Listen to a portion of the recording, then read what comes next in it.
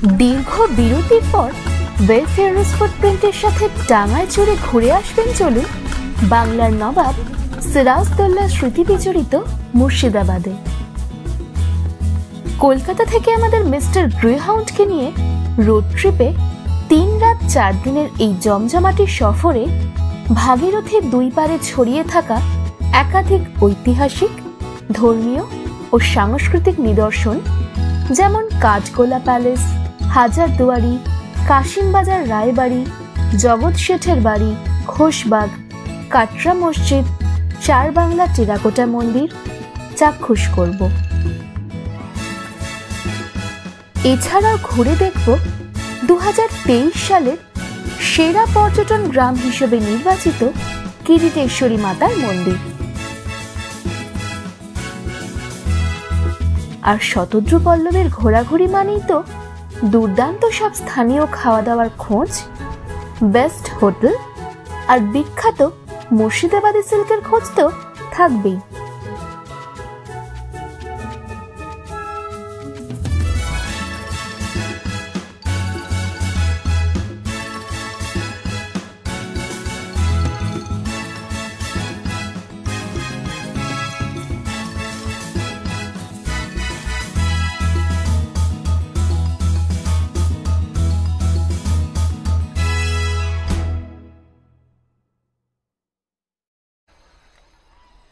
নমস্কার, ওয়েফেয়ারস ফুটপ্রিন্ট আরও একটা রোড ট্রিপে। আর আমাদের এবারের গন্তব্য ইতিহাসের খনি মুর্শিদাবাদ।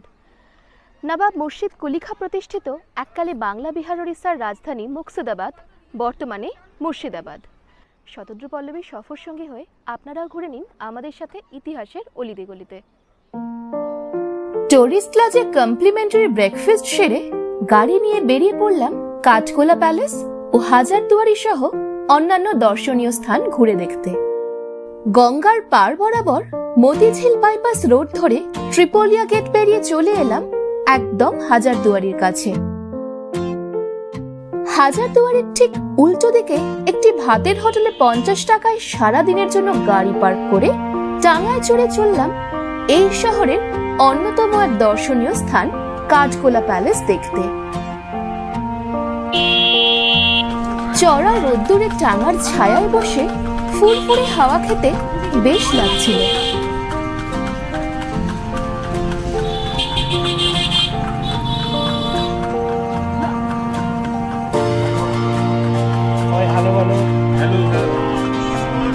মুর্শিদাবাদ ঘোরাঘুরি হচ্ছে আমাদের, কেমন লাগছে?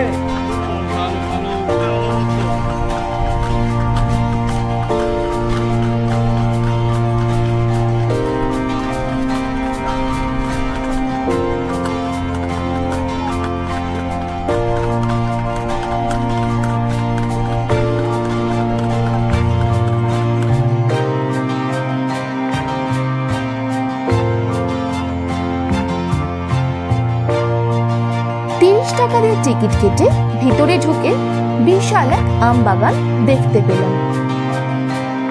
সেখানে এই জৈন দোগর পরিবারের 4 ভাই লক্ষ্মীপত, জগপত, মহিপত ও ধনপতের ঘোড়ায় চড়া মূর্তির দেখা পেলাম। এই 4 ভাই জগৎ শেঠের সহযোগিতায় তৎকালীন নবাবের কাছ থেকে 1200 টাকায় 32 বিঘার এই বাগানটি কিনে নেন মন্দির নির্মাণের জন্য। বাগান পেরিয়ে চোখে পড়ে এক বিশাল গোলাপি রঙের তোরণ আর ভিক্টোরিয়ান আমলের সাদা সিংহের এক মূর্তি। এই তোরণের নিচেই দেখা মেলে প্রাচীন গুপ্তপথের। এই পথ নাকি একসময় ভাগীরথী নদীর সাথে যুক্ত ছিল। অনেকে বলেন এই গোপন পথে নাকি মাত্র 2 কিলোমিটার দূরে জগৎ শেঠের বাড়িতেও যাতায়াত করা যেত।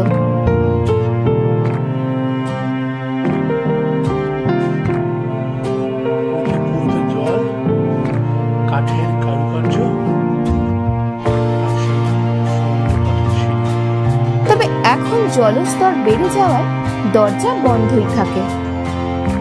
গুপ্তপথের পাশেই রয়েছে সাদা মার্বেলের মাইকেলেঞ্জেলোর মূর্তি।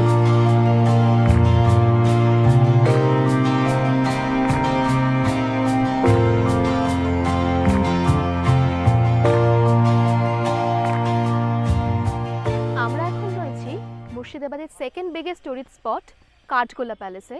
বেশ বড়ই একটা পুকুর, এখানে রাজহাঁস চলছে, আর ওখানে রয়েছে একটা চিড়িয়াঘর।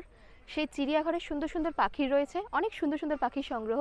চলুন আমাদের সাথে ঘুরে দেখে নিই সেই সব জিনিসগুলি। উল্টো দিকেই আছে ছোট্ট এক চিড়িয়াখানা, যেখানে দেখা মেলে রং বেরঙের বিদেশি পাখিদের। ম্যাকাও, কাকাতুয়া, লাভবার্ডস, টার্কি, রেডনেক ফিজেন্ট, এছাড়াও আছে অ্যাকুয়ারিয়াম ভর্তি রঙিন মাছেদের সংগ্রহ।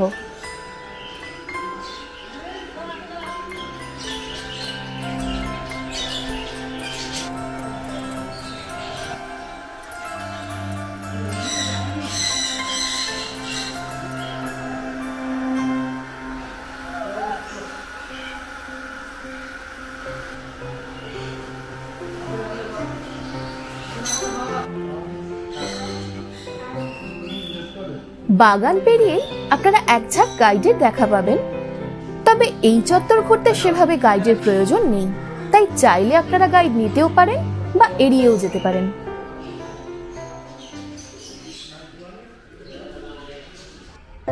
এই জৈন ব্যবসায়ীরা 19 শতকের শেষ দিকে প্রাসাদের একটি অংশ সংস্কার করার জন্য একজন ফরাসি স্থপতিকে নিয়োগ করেন এবং তিনি ভিক্টোরিয়ান সিংহ এবং মাইকেলেঞ্জেলোর মূর্তিটি এখানে যুক্ত করেন।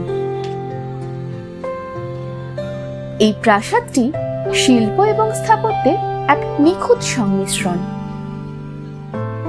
প্রাসাদ চত্বরের ভেতরে চিড়িয়াখানা ও সুড়ঙ্গ ছাড়াও আদিনাথ মন্দির ও কয়েকটি হিন্দু ধর্মের মন্দির দেখতে পাওয়া যায়। তবে এই কাঠগোলা বাগানের আসল আকর্ষণ এই হলুদ সবুজ প্রাসাদ।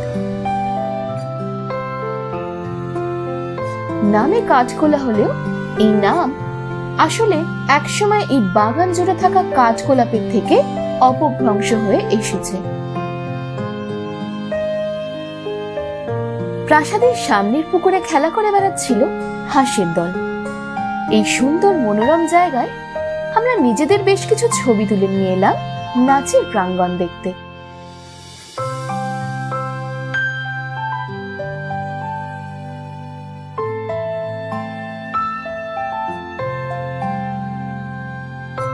একটু এগিয়ে সাজানো বাগানের পাশে সাদা রঙের আদিনাথ মন্দির দেখতে এলাম।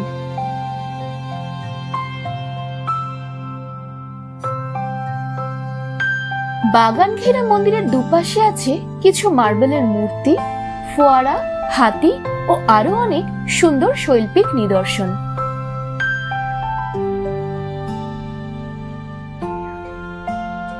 এই মন্দির 1933 সালে লক্ষ্মীপত সিং দুগার দ্বারা নির্মিত।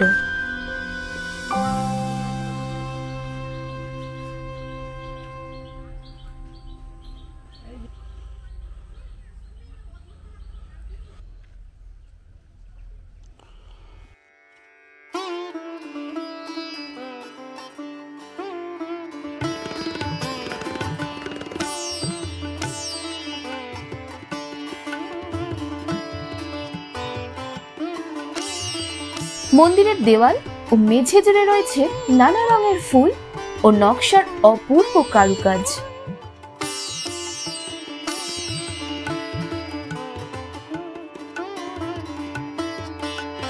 মন্দিরে রয়েছে জৈন তীর্থঙ্কর এবং অন্যান্য দেবতার 17টি মূর্তি। এছাড়াও আরো অনেক মূর্তিতে সাজানো মন্দির দেখে আমরা অভিভূত হয়ে গেলাম।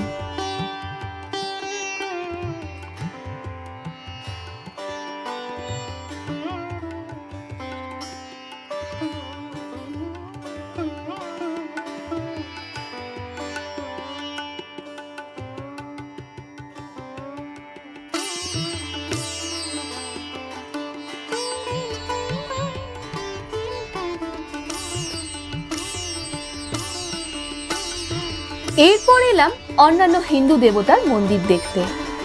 এখানে ভিতরে ঢুকতে পারিনি, তাই চলে এলাম মূল প্রাসাদের মিউজিয়াম দেখতে।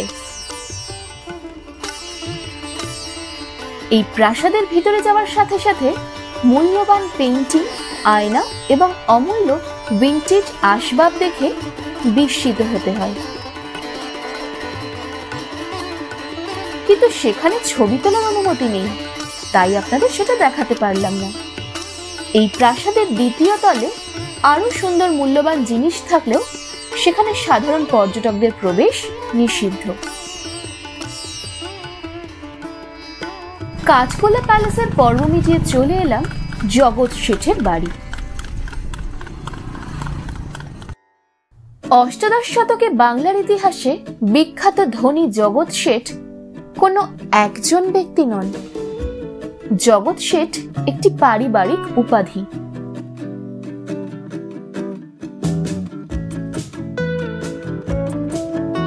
$20 দিয়ে টিকিট কেটে ভিতরে প্রবেশ করলাম। বিপুল ধনসম্পদ ও সেই সুবাদে প্রভূত রাজনৈতিক ক্ষমতা ভোগকারী এই পরিবারটির আবাস ছিল সেই সময়কার সুবা বাংলার রাজধানী মুর্শিদাবাদে। এই বংশের হীরানন্দ সাহু নামে এক ব্যক্তি যোধপুর থেকে ভাগ্য অন্বেষণে পাটনায় আসেন। সেখানে প্রচুর গুপ্তধন পান, তার মধ্যে নাকি ছিল প্রচুর স্বর্ণ মুদ্রা। এই সোনাই হীরানন্দের বংশকে ধনী করে তোলে।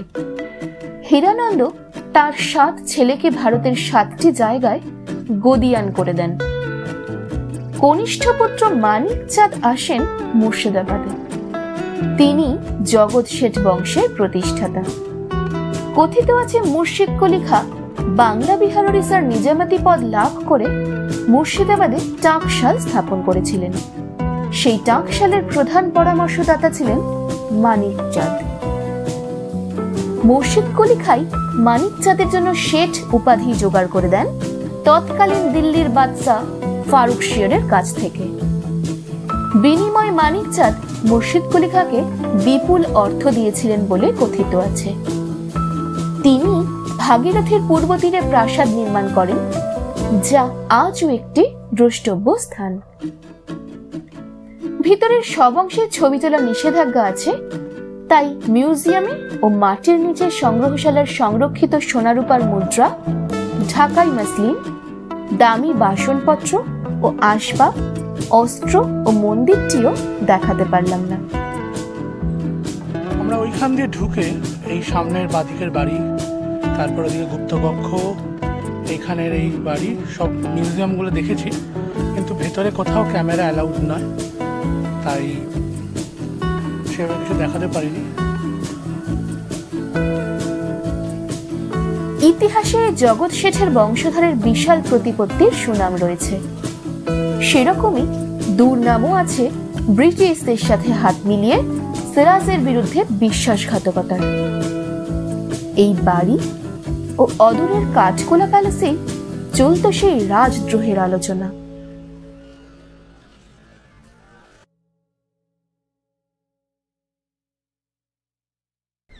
তারপর এলাম নাসিপুর রাজবাড়ি। টিকিট কেটে ভিতরে ঢুকলাম। রাজা দেবী সিংহ এই রাজবংশের পত্তন করেন। নবাবী আমলের অবসানের পর ব্রিটিশ শাসনকালে যেসব ব্যক্তি জমিদারিত্ব লাভ করেছিলেন তাদের অন্যতম রাজা দেবী সিং। পর্যটকদের উদ্দেশ্যে রাজবাড়ি ও মন্দির খুলে দেওয়া হয়েছে ঐতিহাসিক নাট মন্দির সহ 8 বিঘা এলাকা জুড়ে প্রতিষ্ঠিত হনুমান মন্দির, কালী মন্দির ও লক্ষ্মীনারায়ণ মন্দির। লাইব্রেরিতে রয়েছে প্রাচীন দলিল দস্তাবেজ, রয়েছে ডাইনিং রুমের দেওয়ালের পাশে মেঝের ওপর মেহগিনি কাঠের কারুকার্য খচিত 8 ফুট উচ্চতার গ্র্যান্ডফাদার ক্লক। আরও আছে নিম কাঠের তৈরি 200 বছরের প্রাচীন বিশালাকৃতি দেবদেবীর কয়েক ডজন মূর্তি, 6 ফুট উচ্চতার কাঠের তৈরি রাম গরুরের বিস্তৃত 2টি ডানার উপর অধিষ্ঠিত লক্ষ্মী জনার্দনের যুগল মূর্তি। সময়ের অভাবে আমরা উপরের তলায় গেলাম না। সেখানে স্থায়ী আর্ট গ্যালারিতে চক, মাটি ও অ্যালুমিনিয়ামের তার ও টুকরো, কাগজের মন্ডের তৈরি বিভিন্ন শিল্প সামগ্রী ছাড়াও এই গ্যালারিতে রয়েছে প্যাস্টেল, অয়েল পেইন্টিং ও স্কেচের প্রায় 50টি চিত্রশিল্প।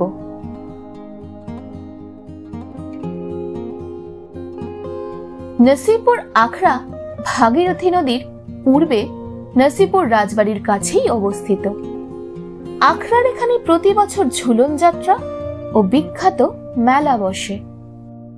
এই শুভ দিনগুলি উপলক্ষে অনুষ্ঠিত নাটকগুলি দেখতে দূর দূরান্ত থেকে মানুষ এখানে জড়ো হন। নসিপুর আখড়ায় অনেক পুরনো জিনিসপত্র, যেমন বিশাল বাসন কোসন, এমনকি একটু ভিন্টেজ গাড়িও একটি ছোট গ্যারেজে রাখা রয়েছে। আর আছে একটি রূপোর রথ, কিন্তু সেগুলোর কোনোটিরই যথাযথ রক্ষণাবেক্ষণ নেই। পরবর্তী গন্তব্য ছিল মির্জাফরের বাড়ি, তবে সেটি আজ অবশিষ্ট নেই, শুধু বেঁচে আছে ভগ্নপ্রায় ফটক। তাই এখানে না থেমে এগিয়ে চললাম ওনাদের পারিবারিক কবরস্থানে।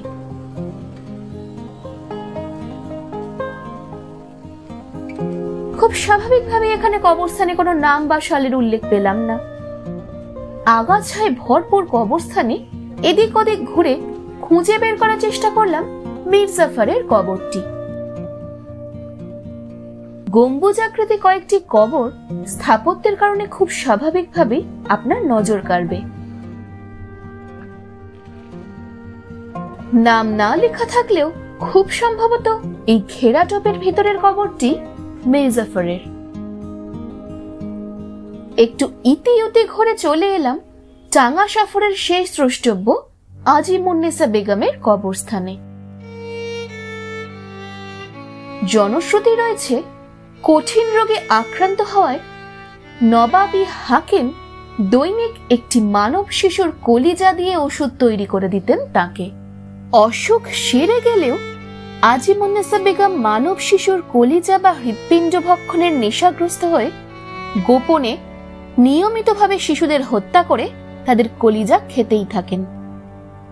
এই ঘটনা মুর্শিদ কুলি খাঁ জানতে পেরে তাকে জীবন্ত কবর দেওয়ার নির্দেশ দেন। একতলা পাকা মঞ্চের উপর মসজিদে ওঠার সিঁড়ির নিচে আজিমুন্নেসার সমাধি।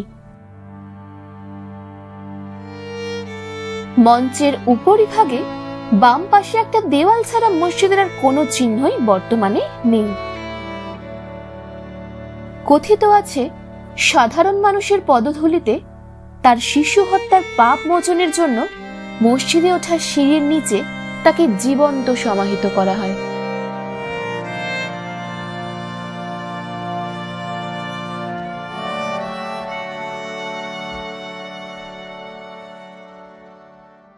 এরপর লাঞ্চ করতে এলাম হোটেল শাদনিতে। অত্যন্ত জনপ্রিয় ও সুব্যবস্থা সম্পন্ন এই হোটেলে অনেকে রাত্রিবাসও করেন। তবে আমরা ওনাদের মাটন ও বিরিয়ানির সুখ্যাতি শুনেই এখানে আসি।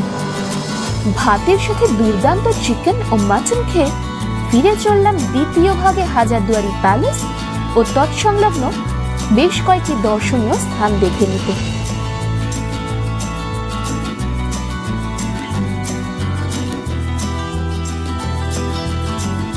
ওয়েফেয়ার্স ফুটপ্রিন্টের সাথে ঘোরাঘুরির এই পর্ব এখানেই শেষ করছি। ফিরে আসবো আগামী পর্বে বাকি রয়ে যাওয়া মুর্শিদাবাদের ঘোরাঘুরির গল্প কথা দেখতে।